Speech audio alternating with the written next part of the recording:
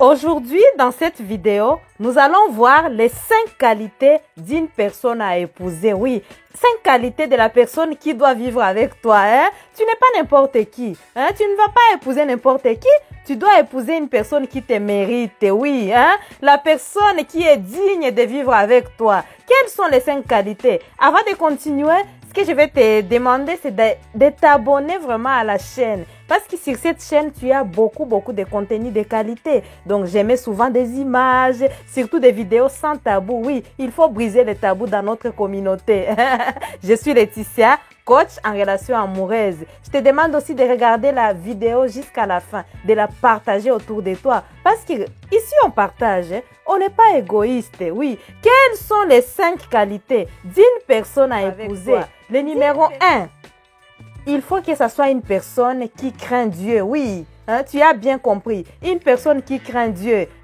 Ici, quand je parle d'une personne, c'est que ce soit une fille ou un garçon. Il faut qu'elle craigne Dieu. Pourquoi j'ai dit craindre Dieu? Parce que la personne là, il y a beaucoup de choses qu'elle ne va pas faire. Ce n'est pas pour toi. Elle ne va pas faire ces choses-là, c'est pour son Dieu. Par exemple, pour l'infidélité, elle ne va pas être infidèle. Par exemple, pour tout ce qui est fumer des chanvres et tout ça, elle ne va pas le faire. Elle ne va pas être un criminel. Elle ne va pas être impolie, parce qu'il y a beaucoup de femmes qui sont impolies, irrespectueuses. Donc, elle ne va pas faire tout ça. Pourquoi elle ne va pas faire tout ça? C'est pour son Dieu.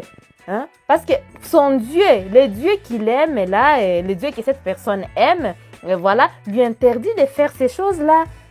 C'est pour ça qu'il est primordial. Ça, c'est une qualité incontournable, la qualité de la personne qui craint Dieu. Et quand je dis une personne qui craint Dieu, je ne parle pas d'une personne qui va tous les jours à l'église, parce qu'il y a énormément de personnes qui vont à l'église, mais qui ne craignent pas Dieu. Oui, évidemment, il faut que la personne ait l'habitude aussi d'aller à l'église, c'est important, mais il faut pas que ça s'arrête là. Et pour que tu puisses détecter ce genre de personnes, pour détecter cette perle rare, toi-même, il faut que tu sois une personne qui craint Dieu. C'est important. Et quand tu crains Dieu, une fois que tu auras des personnes, si tu es une fille, un homme qui vient te courtiser, ou un garçon, quand tu vas aller courtiser, tu vas vérifier avant. Et la fille, quand on vient te courtiser, tu vas vérifier, accepter la personne ou pas. Ça peut arriver que tu l'acceptes ou pas. Que ce soit un homme, ça peut arriver que tu te sois trompé. Mais une fois que vous allez commencer la relation de fiançailles, tu verras si cette personne-là craint Dieu ou pas. Ce n'est pas simple, mais c'est possible de trouver cette personne-là. En numéro 2, il faut que ce soit une personne qui bosse.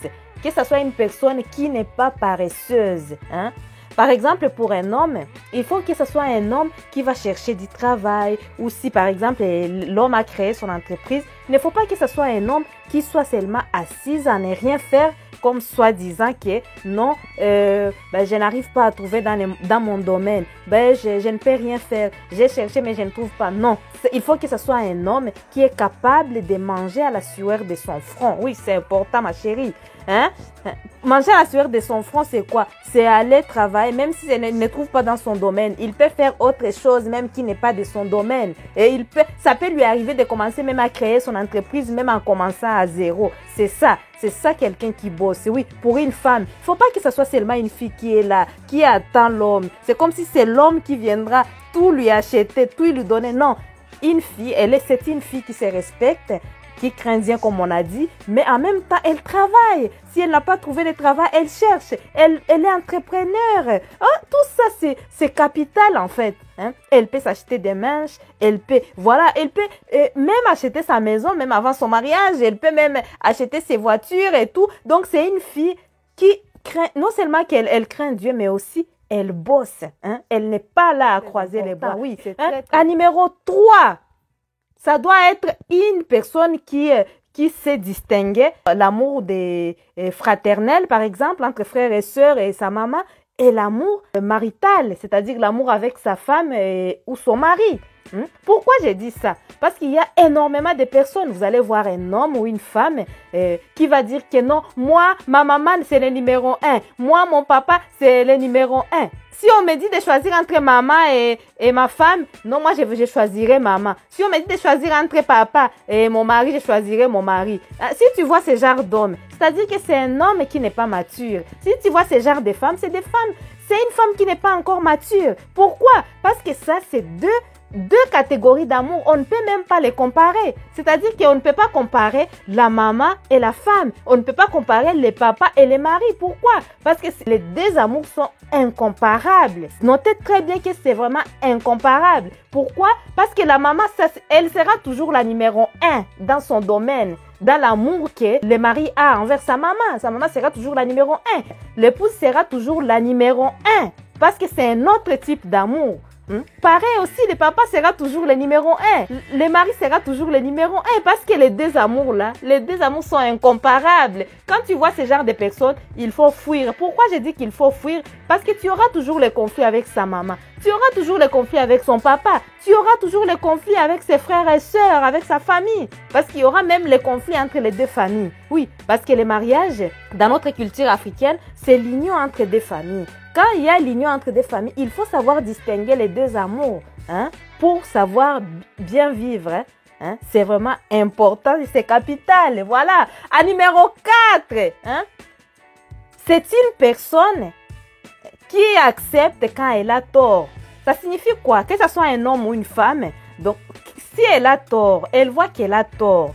Elle dit, excuse-moi, j'avais tort. Ce n'est pas moi j'ai fait ça, mais je ne devais pas faire ça.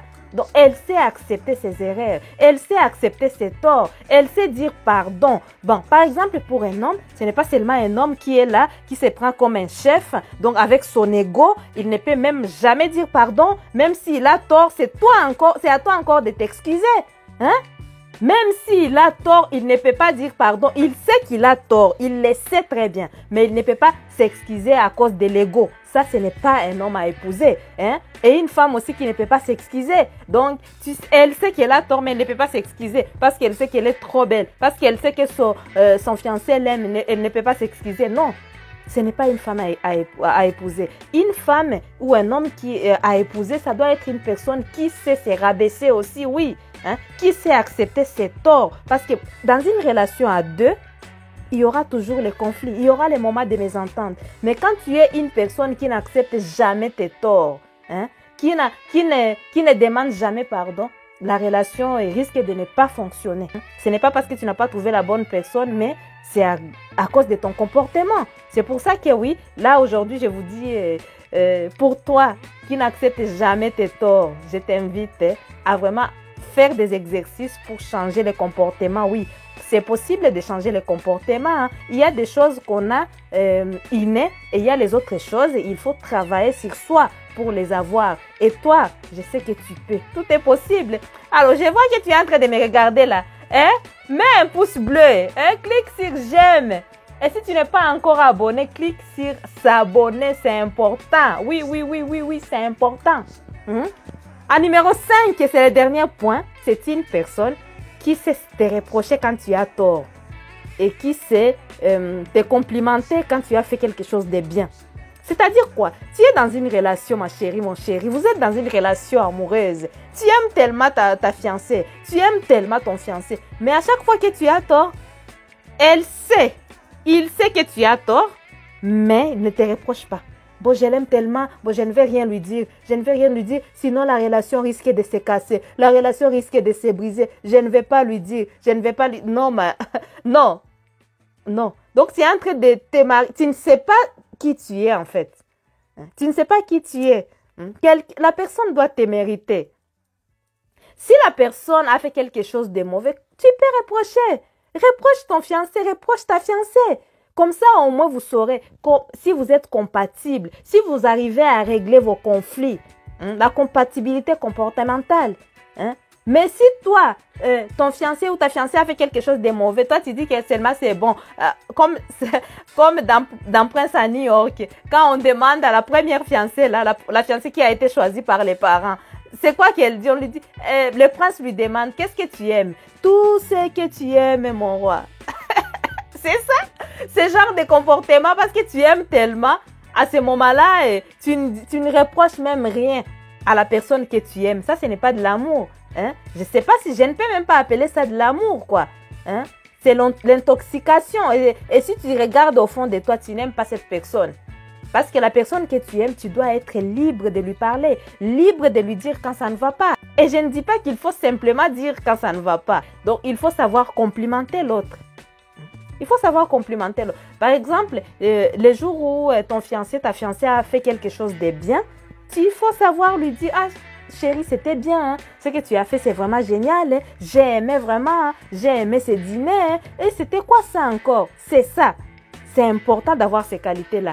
Le fait de savoir également que l'autre peut avoir tort ou raison et accepter ses qualités, ses faiblesses, essayer de se montrer tel qu'on est, c'est tout ça qui va faire à ce que tu puisses trouver une bonne personne, la personne qui est compatible à toi et la personne qui te mérite. Oui, mes amis, c'est très important de trouver une personne qui nous mérite. Et quand on a cette complicité au niveau comportemental, hein, ça va nous permettre aussi de l'avoir au niveau sexuel une fois qu'on se découvrira. Parce qu'on saura exprimer à l'autre ce qu'on veut et on saura dire ce qu'on ne veut pas. Et ça, c'est bien. C'est génial pour la vie des couples. Dites-moi, qu'est-ce que vous en pensez en commentaire? Moi, ça me fera plaisir de vous lire. J'aime beaucoup lire vos commentaires. J'aime beaucoup y répondre. Je vous dis à très bientôt pour une nouvelle vidéo. N'oubliez pas, demain, c'est notre conférence. La conférence sur l'éjaculation précoce, c'est la conférence des couples. Ça va se faire à distance. Donc, je vais vous mettre les liens dans la description de cette vidéo. N'hésitez pas à aller vous inscrire. C'est sur inscription et les places sont limitées. Tu peux venir avec madame, tu peux venir avec messieurs ou tu peux venir seul. Ça peut arriver qu'il ne soit pas disponible et que toi, tu es disponible. Je vous fais des gros bisous.